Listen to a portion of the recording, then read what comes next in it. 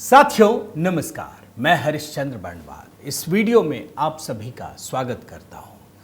दोस्तों, महाराष्ट्र की खबरों के बीच एक बहुत बड़ी खबर जो छूट गई, जिसे दिखाना बड़ा जरूरी है, उस खबर को लेकर आया हूं। और ये खबर किसान आंदोलन से जुड़ी हुई है। ये खबर राकेश टिकैत से जुड़ी हुई है। और सिर्फ खबर नहीं है दोस्तों, इसमें ढेर सारे विजुअल भी हैं जो मीडिया ने दिखाया ही नहीं। पता ही नहीं चला कि हुआ क्या है, कितनी बड़ी खबर हो गई।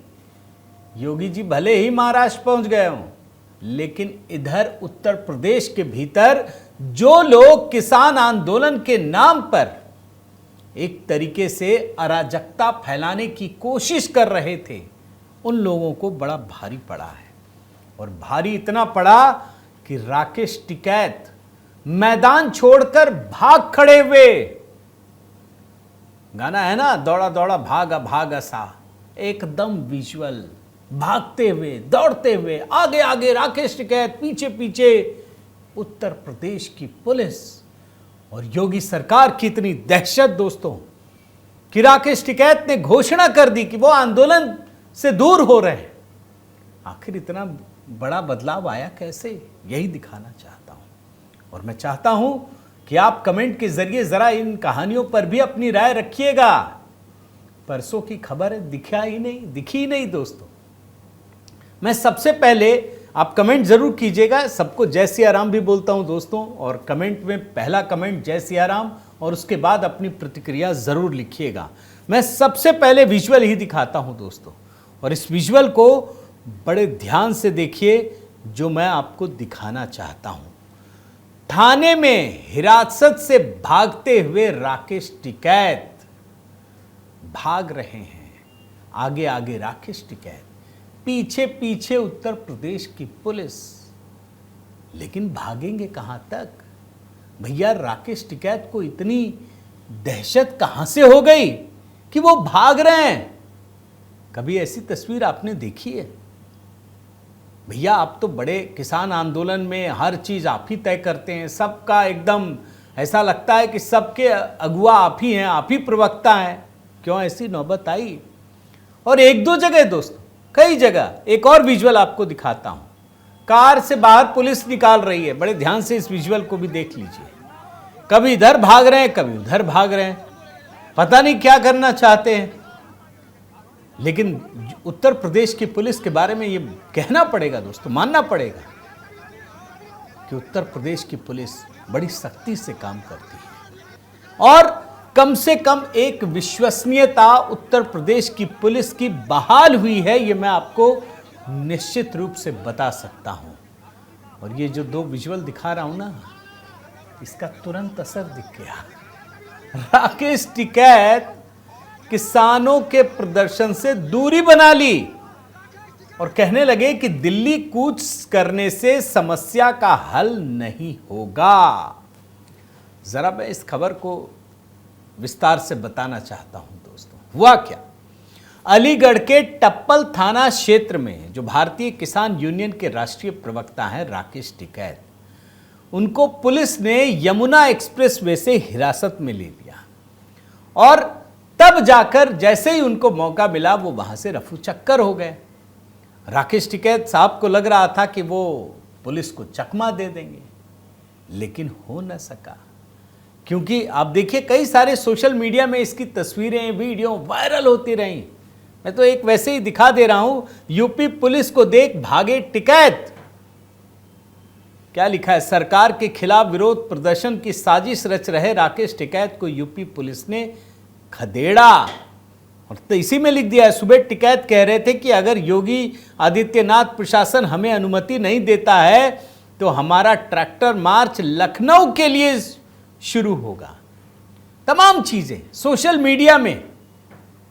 और मैं आपको बता दूं दोस्तों कि राकेश टिकैत को बकायदा हिरासत में लेकर टप्पल थाना में रखा गया था।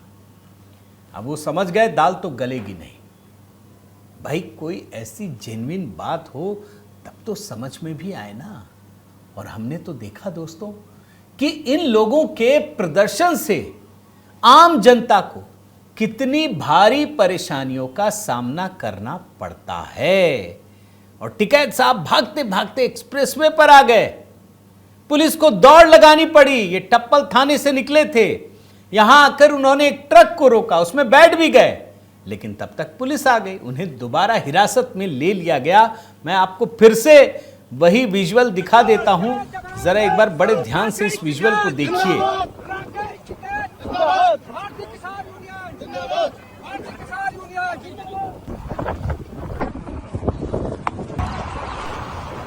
कैसे भाग रहे हैं, पीछे पीछे पुलिस, पूरा लाभ लश्कर। अरे भाग के जाएंगे कहां? क्या राकेश टिकैत जी को पता नहीं था कि कोई फायदा नहीं होने वाला है, कुछ नहीं होगा? अच्छा, इन सब के बावजूद वो ऐसा कर रहे हैं तो कोई तो बात होगी ना। अच्छा, किसानों का प्रदर्शन तो चल ही रहा था दोस्तों। 4 दिसंबर को वो प्रदर्शनकारी किसान नेताओं से मिलने ग्रेटर नोएडा जा रहे थे। पहले काफी ड्रामा हुआ। टिकैत एक कार में सवार थे जिसे पुलिस ने बीच रास्ते में रोक लिया और ये सारे किसान नोएडा की ओर कूच करना चाहते थे। पुलिस ने समझाया कि आप मत जाइए, किसी भी प्रकार की अनुमति नहीं है। और तब जाकर के पुलिस वालों ने इन्हें कार से बाहर निकाला।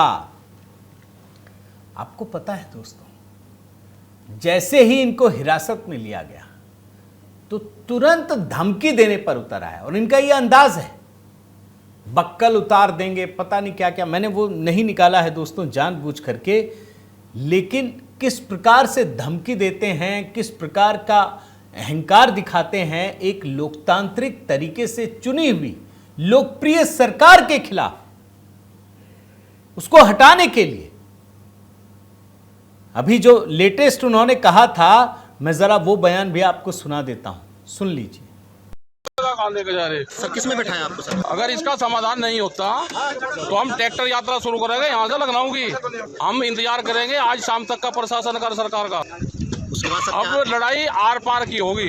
ये किसान को, मजदूर, गांव, गरीब आदिवासी को दबाना चाहते हैं, उसकी घोषणा हम शाम को करेंगे। हम तो अब सरकार के उसमें वहाँ लेकर जा रहे। ये पहला इनका ट्रायल है तो हमारा भी अगला ट्रायल, हम अपने ट्रायल की घोषणा शाम को करेंगे 4 बजे। अब ये जो राकेश टिकैत साहब भागा दौड़ी कर रहे हैं, इसके पीछे की वजह क्या है ये भी जान लीजिए। दरअसल ये जो प्रदर्शन चल रहा है दोस्तों, ये पता चल गया कि इससे आम जनता को कितनी तकलीफ हो रही है। और इसीलिए उत्तर प्रदेश के मुख्यमंत्री योगी आदित्यनाथ ने एकदम सख्ती दिखाई। उन्होंने प्रदर्शनकारी किसानों के खिलाफ कार्रवाई करने का निर्देश दिया, लेकिन वो पूरा सॉल्यूशन भी चाहते हैं। और इसीलिए आंदोलनरत जो किसान हैं उनकी समस्याओं के समाधान के लिए एक और काम किया। औद्योगिक विकास विभाग के सचिव अभिषेक प्रकाश ने 5 सदस्यीय समिति गठित करने का आदेश जारी किया और ये कहा है कि भैया आप 1 महीने के भीतर रिपोर्ट जारी कीजिए। और ये जो बात कह रहा हूं ना, मैंने देखा दोस्तों, जो मुख्यमंत्री का हैंडल होता है सीएमओ ऑफिस का उत्तर प्रदेश के, उसमें योगी आदित्यनाथ ने 5 दिसंबर की सुबह अपने आधिकारिक ट्विटर अकाउंट पर अराजकता के खिलाफ एक सख्त संदेश देते हुए वो नजर आते हैं। मैं जरा वो हिस्सा आपको सुना देता हूं, सुन लीजिए। किसी भी स्थिति में नहीं चलने दी जाएगी। कानून का राज हो, सबको सुरक्षा मिलेगी, सबको योजनाओं का लाभ मिलेगा। लेकिन अगर कोई कानून को ठेका बताने का काम करेगा, उसका काम समाप्त करने का काम ही सरकार करेगी और इसके लिए किसी भी हद तक जाकर के उनके दुष्टाप का जवाब देगी। देखा आपने दोस्तों। अच्छा, मैं आपको कुछ ट्वीट भी दिखाता हूं, आपको अंदाजा लग जाएगा ये जो राकेश टिकैत इधर उधर जा रहे थे उसकी वजह क्या है। मैं सीएमओ ऑफिस का जो ट्विटर हैंडल है, देखिए 4 दिसंबर 11:50 रात का है। क्या लिखा हुआ है? सार्वजनिक स्थलों पर हुए अतिक्रमण के मामले संवेदनशील हैं। सड़क सभी के लिए है, आवागमन के लिए है। यह बिल्डिंग मटेरियल का सामान रखने, निजी वाहन पार्किंग बनाने, दुकान बनाने अथवा किसी के अनधिकृत कब्जे के लिए नहीं है। यह स्वीकार नहीं किया जा सकता। और मीटिंग की तस्वीर है। इसके अलावा एक और ट्वीट आपको दिखाता हूं। यह ट्वीट भी रात का है और इसमें क्या लिखा है जरा देख लीजिए। गौतम बुद्ध नगर हो, अलीगढ़ हो, संभल अथवा कोई अन्य जनपद, अराजकता फैलाने की छूट किसी को नहीं दी जा सकती। मुख्यमंत्री श्री योगी आदित्यनाथ जी महाराज निर्देश दे रहे हैं। अब आप समझ जाएंगे, इनको लग रहा था कि यहां पर शाहीन बाग बना दें। भैया शाहीन बाग कैसे बना देंगे? ये थोड़ी है कि आप कहीं पर भी कब्जा करके बैठ जाइए और फिर आम आदमी परेशान होता रहे। ये संभव नहीं है, और कम से कम योगी राज में तो बिल्कुल भी संभव नहीं है। और इसीलिए दोस्तों, नोएडा में जो 34 किसान धरने पर बैठे थे उनको गिरफ्तार कर लिया गया। ये मुख्यमंत्री योगी आदित्यनाथ की सख्ती का असर था कि नोएडा में पंचायत से पहले पुलिस ने 34 किसानों को गिरफ्तार कर लिया। बुधवार देर रात पुलिस ने 0 पॉइंट पर धरने के लिए बैठे किसानों को भी हटा दिया।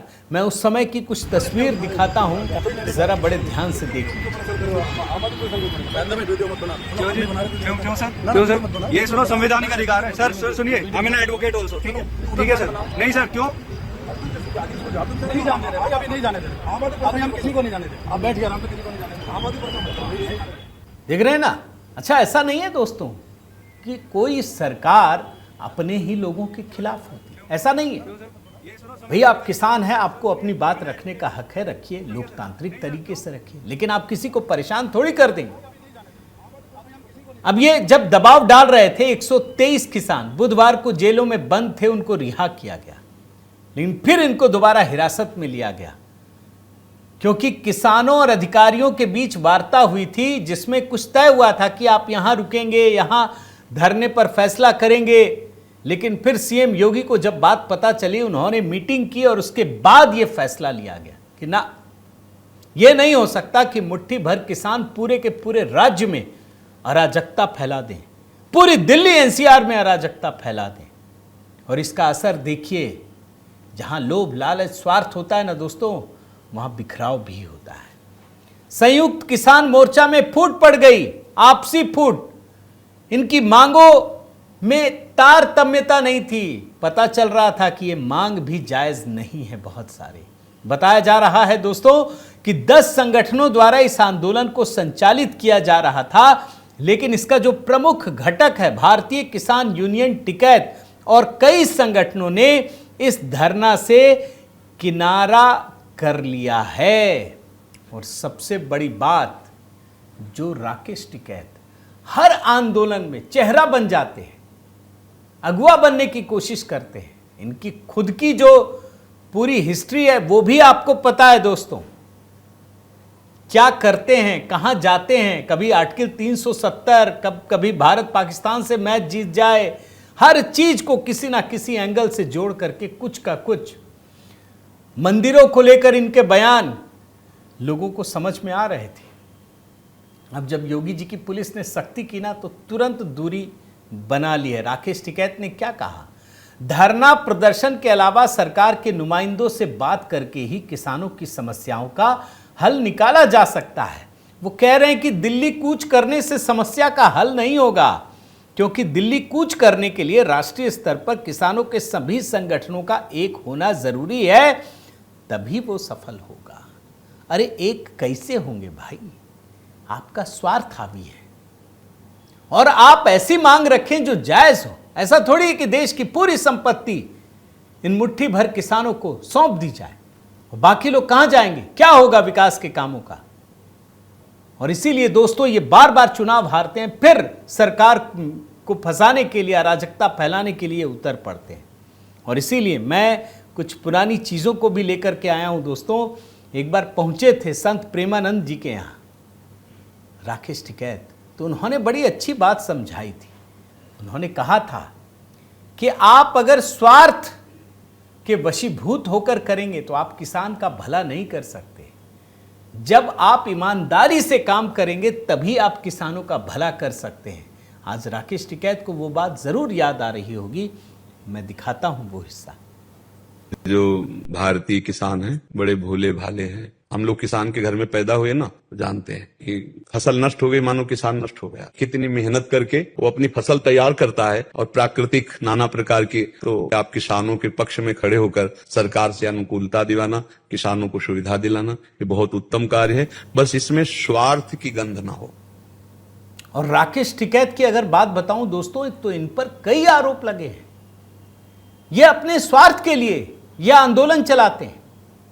इनका मकसद किसानों का हित नहीं है, इनका मकसद सिर्फ और सिर्फ मोदी को हटाना, योगी को हटाना है। ये पॉलिटिकल काम करते हैं।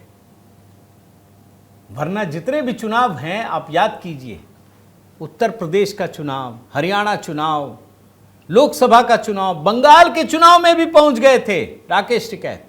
और इसीलिए भारतीय किसान यूनियन अराजनैतिक के जो राष्ट्रीय अध्यक्ष हैं राजेश चौहान, वो राकेश टिकैत पर बड़ा गंभीर आरोप लगाते हैं। एक हिस्सा वो भी सुनाता हूं, सुन लीजिए। राकेश टिकैत और उनकी टीम सिर्फ दलालों का अड्डा हो गई है, आपको इससे सावधान रहना है। इस पूरी किसान बिरादरी को इन बहुरूपियों से सावधान होना होगा।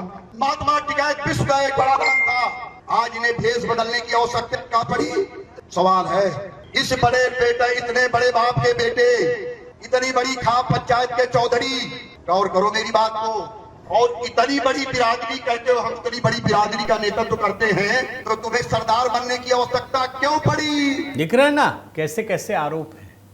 और ये आरोपों की फहरिस्त बड़ी लंबी है दोस्तों। मैंने ज्यादा पुराने बयान नहीं निकाले, लेकिन मैं बता देता हूं। ये मंदिरों के खिलाफ बोल चुके हैं, ये आर्टिकल 370 को हटाने के खिलाफ बोल चुके हैं। इनका कोई किसानों से लेना देना नहीं है। ये हर वो बात करते हैं जिससे तुष्टीकरण की बू आती है, और उसका किसानों से कोई लेना देना नहीं होता। और इसीलिए शायद दोस्तों जो किसान है, किसान संगठन है, वो भी समझते हैं कि कहीं ऐसा तो नहीं कि ये हमारे नाम पर अपनी गोटी सेट करने में लगा हो, और ये लोगों को पता चल रहा है। तो राकेश टिकैत को आखिर भागना पड़ा, उसकी वजह भी समझ में आती है। उम्मीद करता हूँ दोस्तों आपको ज़रूर ये बात पता चल गई होगी, और चूंकि मेन स्ट्रीम मीडिया ने दिखाया नहीं तो मुझे लगा कि आपको ज़रूर दिखाऊं। अब ये जो हश्र हुआ है, अगर ये नहीं सुधरे समय रहते तो और बुरी हालत हो। किसान आंदोलन से लोगों का भरोसा टूट जाएगा। लोगों के भीतर एक परसेप्शन वाइज इतनी खराब चीज़ें बसेंगी कि ये खुद को संभाल नहीं पाएंगे। उम्मीद करता हूं दोस्तों ये वीडियो आपको पसंद आया होगा। आप ज़रूर कमेंट करके अपनी राय रखिए, और अगर आपने चैनल सब्सक्राइब नहीं किया है तो ज़रूर कीजिए, लाइक कीजिए, कमेंट कीजिए, बेल आइकन दबाइए। और हाँ, कल HB मेलोडी पर एक गीत हमने अपलोड किया था दोस्तों, अगर आपने नहीं देखा है, बटेंगे तो कटेंगे, एक है तो नेक है, तो आप ज़रूर देखिएगा। आप लोग का बहुत बहुत धन्यवाद। जय सिया राम।